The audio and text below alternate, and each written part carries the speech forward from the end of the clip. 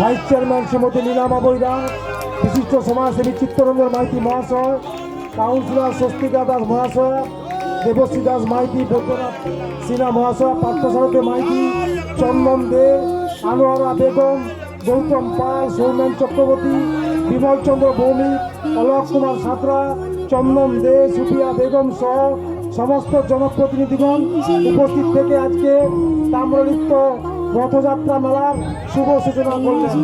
সমস্ত আমরা বিশিষ্ট সমাজসেবী অতিথিবর্গকে তাম্রলিপ্ত রথযাত্রা মেলা কমিটির পক্ষ থেকে আন্তরিকভাবে ধন্যবাদ, কৃতজ্ঞতা জানাই। সেই সঙ্গে সঙ্গে সোশ্যাল মিডিয়া এবং সাংবাদিক বন্ধুদের আমরা ধন্যবাদ, কৃতজ্ঞতা জানাই।